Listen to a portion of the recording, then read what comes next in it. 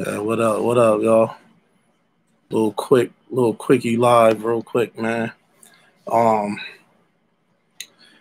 so that dream first round that everybody wanted was Zion and LeBron. Ain't gonna happen. Ain't gonna happen, man, because the whole time Zion been, the whole time the NBA been down, been out. This dude ain't did nothing to get himself together, man. He ain't did nothing to get himself in shape, nothing to get his conditioning, nothing to get his weight down. And the crazy thing is, he looked heavier than he did before. Everybody looking at him like, yo, he got to be 300. He got to be 300. Man, that's crazy. And the Pelicans, they was going hard for him too. They was going hard for him, man. Oh yeah, he's ready to go. This, and that. This, that, and the third. He's ready to go. That dude, he don't look right, man. So now we're gonna go with another. We're gonna have to shift the narrative because, but either way though, I really don't think it would have been like. I don't think it would have been him and LeBron. That would have been like a backstory. But there's so much going on with that series anyway. With Lonzo and all the the other dudes, Brandon Ingram and Anthony Davis. That would have been probably the main story because that was bigger than anything. You know what I'm saying? Kind of like LeBron swindled them out of Anthony Davis. It kind of looked like he swindled the Pelicans out of Anthony Davis. But is what it is, man. It's hard to turn down going to the Lakers, playing with LeBron, chance to win every year. Well, the next couple years, as long as LeBron gonna beat it. You know what I'm saying? It's hard to turn that down. But they kind of swindled him out of it, man. Anthony Davis, he wasn't playing down the stretch. You know what I'm saying? He didn't want to get hurt before he left. But yeah, man, it's kind of like a letdown. You know what I'm saying? Because they was in perfect position to win and get in the playoffs. And there's a play-in between the 8th and 9th seed anyway. And they had the easiest schedule. Then you got them 3 young horses now from the Lakers. Now you add Zion in there. You got the big kid from, Texas, Jackson Hayes, dunking on everybody. And his game came a long way. You know what I'm saying? He blocking shots like crazy. So he took to the NBA game. He took to the NBA game good. He took to the NBA game real good. But all that's for nothing because your superstar ain't there. Your superstar couldn't play over 20 minutes. After he had 4 months off, he was playing himself in shape before the quarantine hit. So that means he should have at least been able to build off of that. So now you don't got to play yourself in shape and lose weight. All you got to do now is get a chef. Like all the money he make, he got $100 million deal from Team Jordan. 90, 100 million, something like that was the deal. So what you do at that point is you hire you a chef, hire you a personal trainer. You're 19 years old. You don't got no kids, no wife and all that. So you get yourself ready. And you basically the next whatever. You the next golden child in the NBA. So you got to get yourself together, man. And they should have been on him. Lonzo and all them dudes, they should have been on him because they done been around LeBron for a year or two, solid year, and 2 off seasons, something like that. But the work ethic and all that. But I mean, you should just want to do good, succeed. You know what I'm saying? Like, it's crazy that he I don't know, man. His people, man, his the people that he got behind him, he might got to get rid of them because nobody told him. Nobody told him nothing. Like, did he think they was just going? The other teams was just going to lay down so he could get to the playoffs and play against LeBron? That's crazy. It's bad. I mean, because he could step right in for LeBron. Popularity wise, he could step right in, bro. There's no one probably since he been a junior in high school. Nobody more popular than him. The dude had like over 1 million Instagram followers as a junior in high school. But he just I don't know if it was the money or what, but he came into the season hurt. He was hurt in college and high school. So I mean, if that ain't telling you right there, for the type of athlete that you are, the type of explosion that you got, the way you play above the rim, you got to get yourself together, man. Reggie Miller was like disgusted tonight. Reggie Miller was disgusted. Reggie Miller said, man, this dude got to lose 30 pounds. Reggie Miller just straight up. Reggie Miller said it straight up. And he wasn't playing. This dude got to lose 30 pounds because he got it all. He got it all. They giving it to him. I mean, he deserved it. He bought it, but he got to work though. He got to work because playing 20 minutes, 25 minutes in the NBA and 40 games or whatever he played, 30 games, that's not gonna cut it. And everybody's like, "Oh, it's a debate for the Rookie of the Year, bro." He's nowhere near Rookie of the Year. He shouldn't even be on the ballot. He shouldn't even be on the top 3. Like, he shouldn't even be. They shouldn't even mention his name. He shouldn't even come to the award show or whatever because he didn't do nothing. I mean, all he did was waited. All he did was waited and talked about him.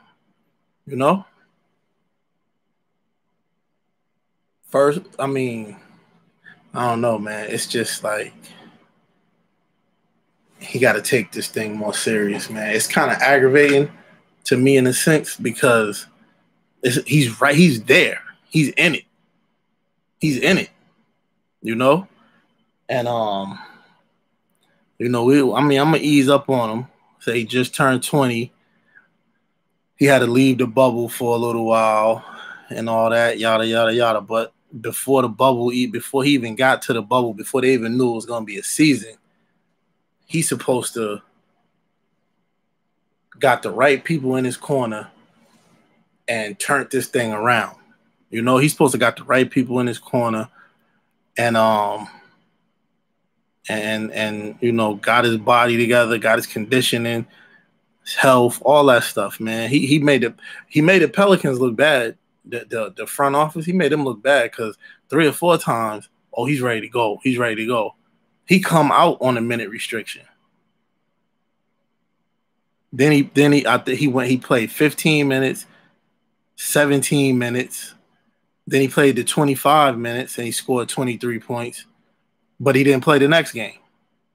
Then they got eliminated from playoff contention or whatever. Now he ain't playing tonight. So it's like, you can't by right be the leader and you ain't there. Already, Brandon Ingram feel like he's the leader. And I mean, that's what you're gonna have to go with because you can't really say we got Zion for 76 games, for 72 games. He plays 72 games a year. That's cool. That's cool. He plays 72 games a year. But I don't even see that. I don't even see him being able to do that. Not at no 300, 285, 270. I don't even see him being able to do that. And is bad because the rookie contract is not so much.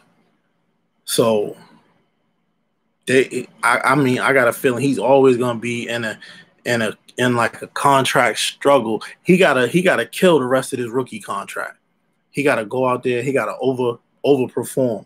He gotta outperform this rookie contract, or else he gonna have a tough go at it. He gonna have a tough go at it, man.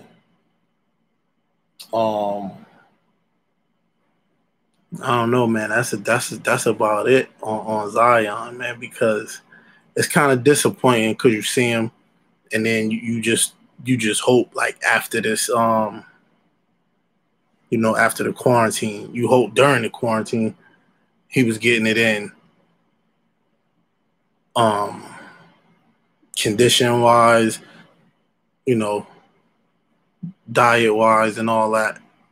But I don't know. This, like I said before in the other video, this whole season for him is gonna have to get scrapped because you just gonna have to we just gonna have to judge him going forward from year 2. He made an effort to get out there year 1, but I mean, I wouldn't have came back just to try to get no rookie of the year, I would have let that team rock out the way it was because he shifted all the momentum when he got there. He shifted all the momentum because he's so good. And then he went, I don't know. He went like, he was showing what it is, what it could be, and then, he was showing what it's gonna be if he don't get himself together,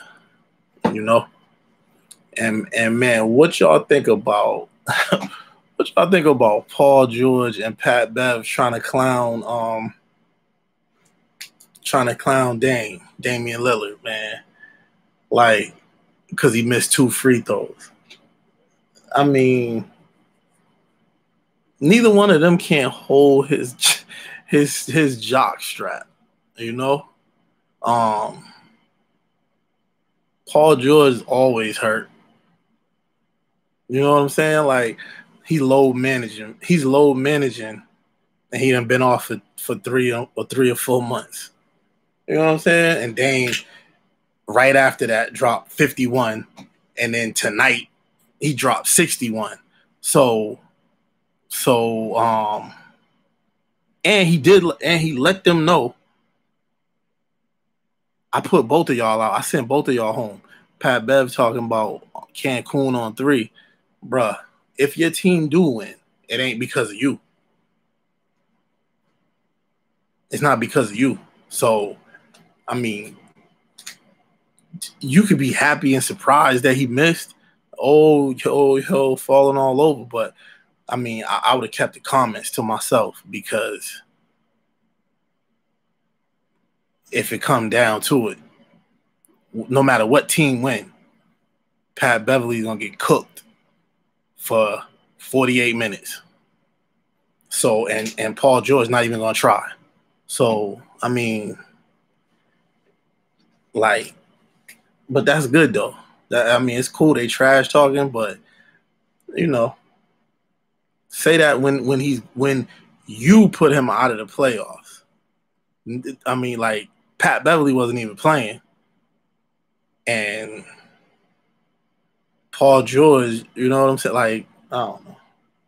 He was sitting down the stretch talking about load managing. You already been out for this season, been stopped for 3 months. Talking about load managing. Come on, man. Like, let's be real. I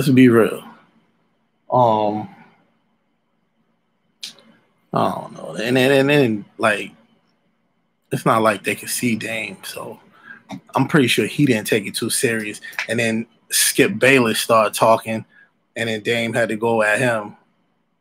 About I guess like a little private conversation they had. He said Skip was sweating him. I believe it, because Skip. See, this is what Skip Bayless does, right? Like how everybody's like, yo, he's hating on LeBron. He's hating on.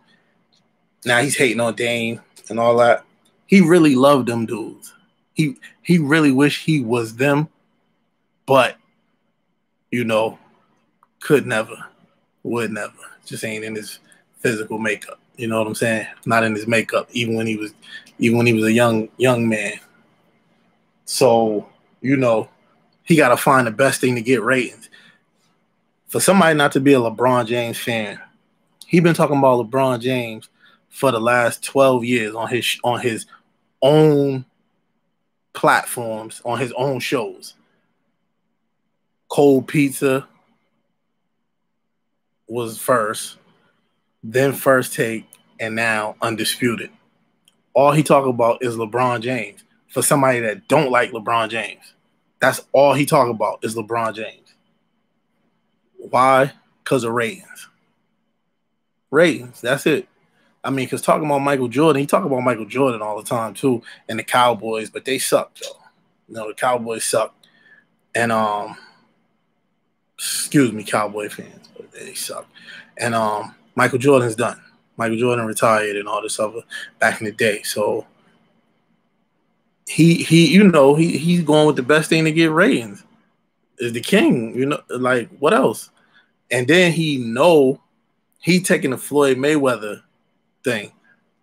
Cause like over half of the people that watched Floyd Mayweather fight was betting against him. You know what I'm saying? Like, that's how come Floyd always fought Mexican fighters on Cinco de Mayo, because the whole country is coming to see that fighter. They ain't coming to see Floyd. They coming to see Floyd lose. And they coming to see their fighter drink some Modelo's and you know, party it up. But, you know, that was never going to happen. The first part, Floyd losing, that was never going to happen. You know, and that's why he did that. He figured that out. When he was young, everybody's like, oh, he ducked and dodged. He ducked. When he was young, he fought everybody. When he was Pretty Boy Floyd, he fought everybody. And you know, when he got older, he fought Diego Corrales when he was younger. And he figured out, yo, all these Spanish people, Mexican people, they all coming to see this. Like, those are his best numbers. So every year on Cinco de Mayo, he fought. You know what I'm saying? Every year on Cinco de Mayo, he fought. So, and those was like his biggest paydays. So, I mean, I don't understand how people still like, you know, like going at him. You know, he did what he wanted.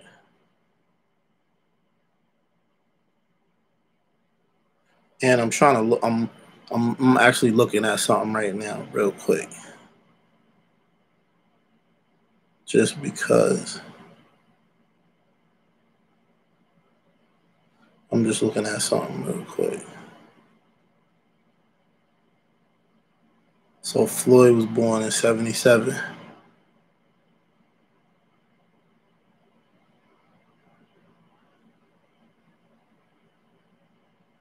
He was born in 1977.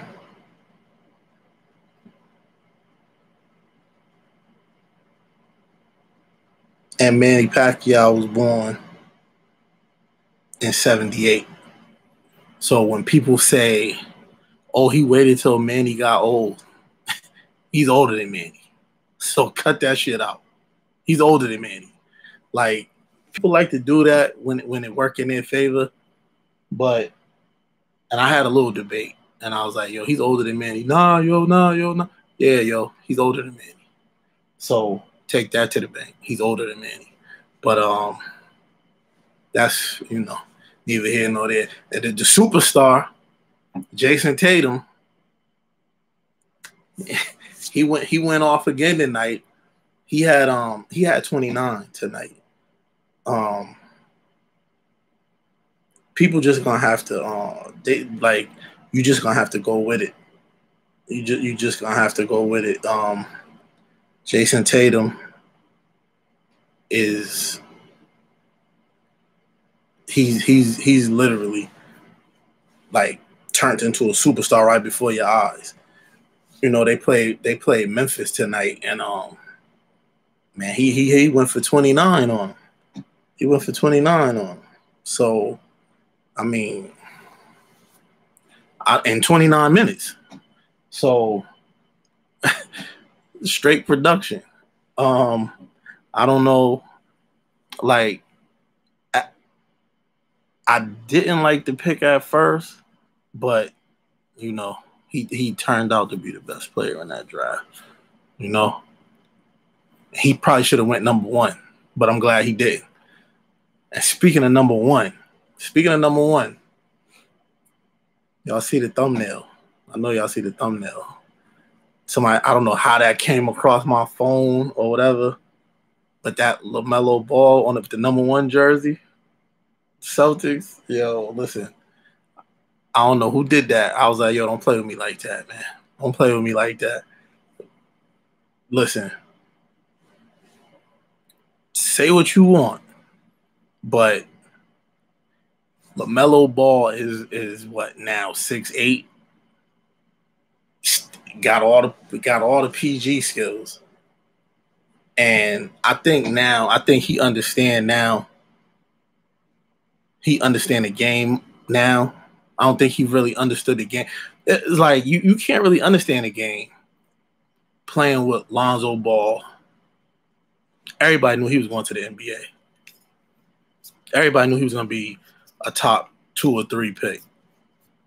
Anywhere from 1 to 3. Everybody knew that when he was in the 10th grade. So, and then you got LiAngelo,